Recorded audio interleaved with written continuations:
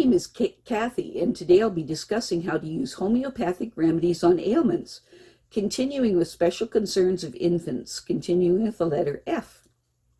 But before I do this, I wanted to let you know that because I have a great many videos now on many different topics, that I've decided to make several different video playlists so that it's easier to find the videos of greatest interest. So please check out my playlist page.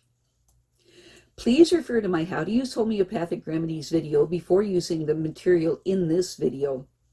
I'll be discussing how to use homeopathic remedies on specific ailments, but I've broken these ailments into categories for easier reference. I'll begin with ailments of the mind and emotions. Then I'll move on to ailments of the brain and nervous system. Then I'll address issues with your skin, nails, hair, eyes, ears, nose, teeth, gums, lungs, respiration, heart, blood, circulation, muscles, bones, joints, esophagus, stomach, duodenum, small and large intestine, liver, gallbladder, pancreas, kidney, bladder. Then ailments specific to women and specific to men. Then issues of the hormones and metabolism, then homeopathic remedies for infections, infestations, and the immune system, then issues surrounding fertility, pregnancy, childbirth, postnatal problems, problems of infants, ailments and diseases in childhood, and special issues of adolescence, and finally, special issues of the elderly. Constitutional treatment involves treating the totality of the individual person. Everyone is a unique individual with a unique physiology that responds to substances differently.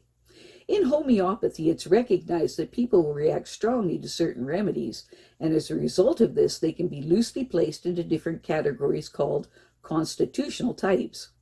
Homeopaths talk of, for example, phosphoric types. These are people who react strongly to phosphorus, or Arsenicum album types, those who react strongly to Arsenicum album.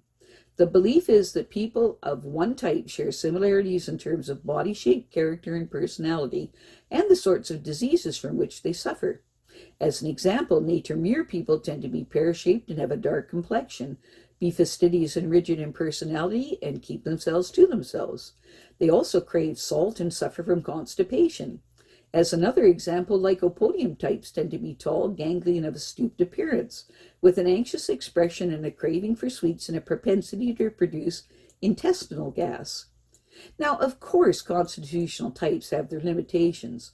In reality, each person is an individual, and so there are as many constitutional types as there are human beings.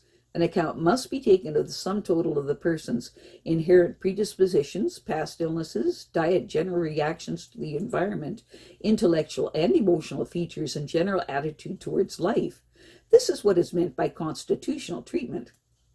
I'll be making detailed videos of the various constitutional types after I've completed the use of homeopathic remedies on ailments. The ideas, procedures, and suggestions in this video and all my homeopathic videos are not intended as a substitute for the medical advice of a trained health professional. Consult your physician before adapting the suggestions in this video. If you're pregnant, do not attempt these techniques without the approval of your physician. So, let us continue with learning how homeopathic treatments can help with special concerns of infants, continuing with the letter F.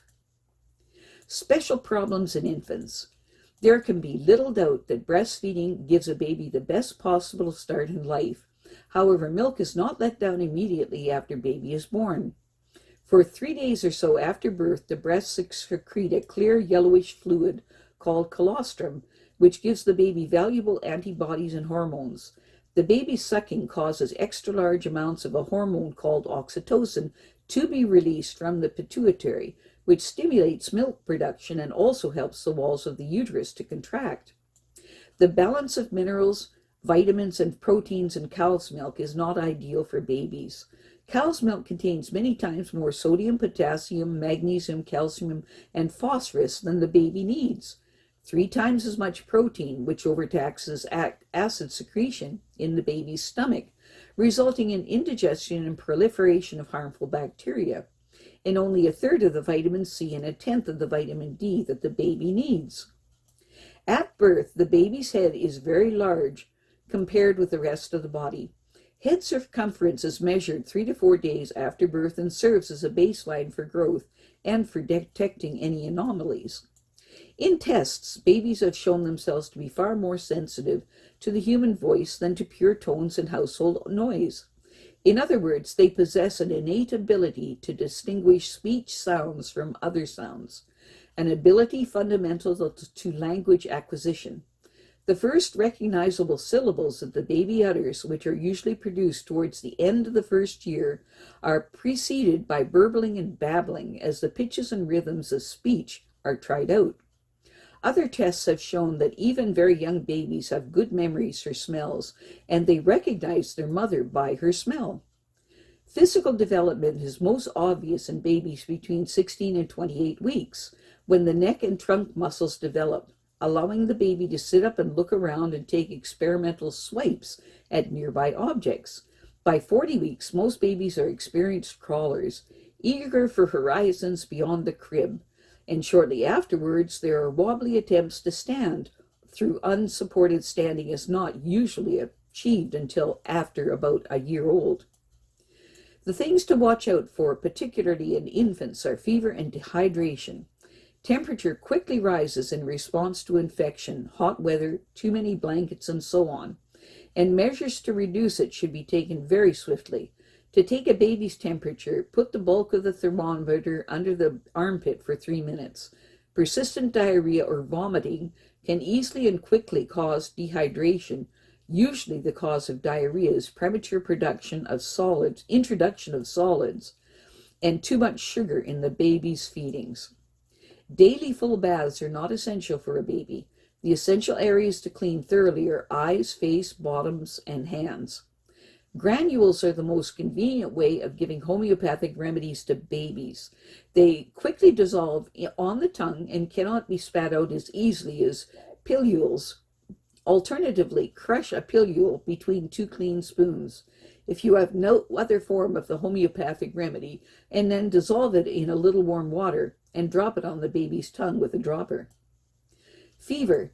Fever is generally a sign that the body is marshaling its resources to fight and destroy an infection. However, in very young babies whose temperature regulation mechanism may not be mature, the temperature quickly rises in response to hot weather, hot rooms, and too many clothes or blankets as well.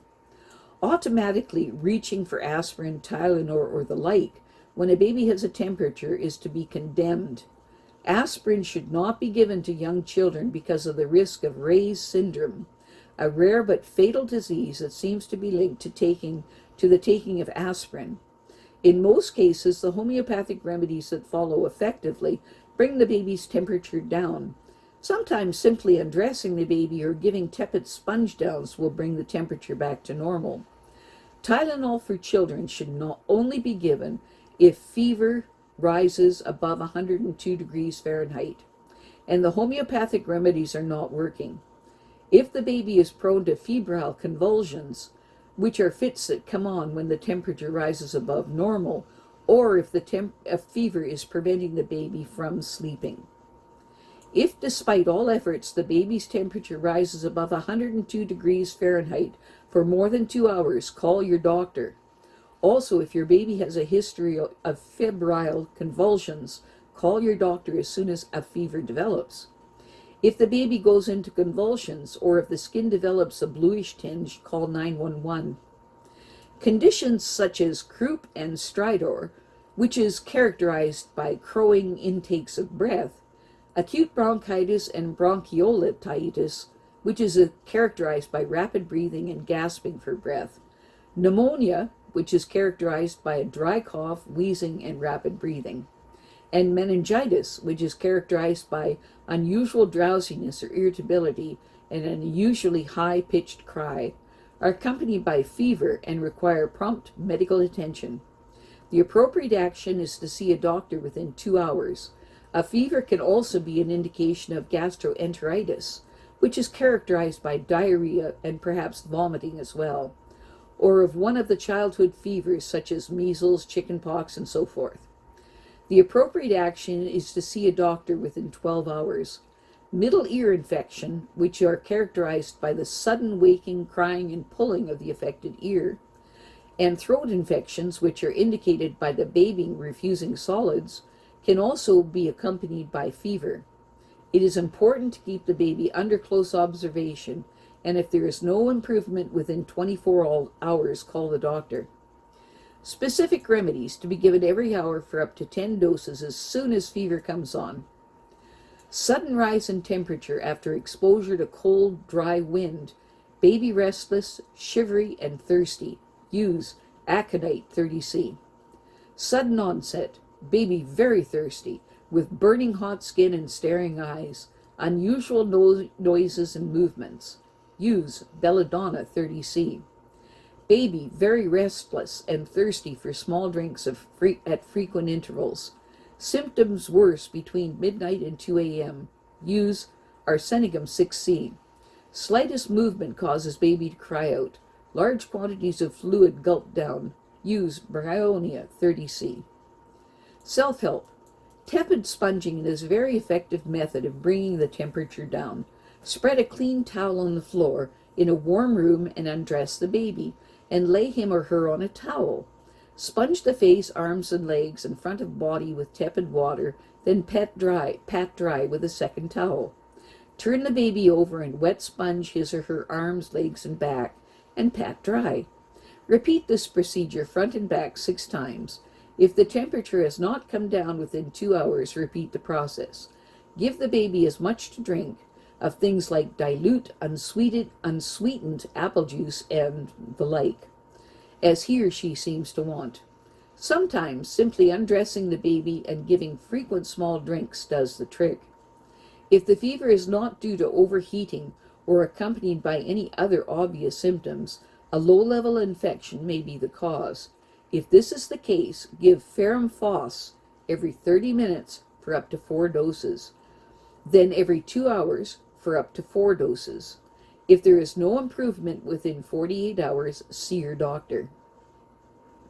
I have a great many videos now on many different topics, so I've decided to make several different video playlists so that it's easier to find the videos of greatest interest. So please check out my playlist page. Well, that's it for now.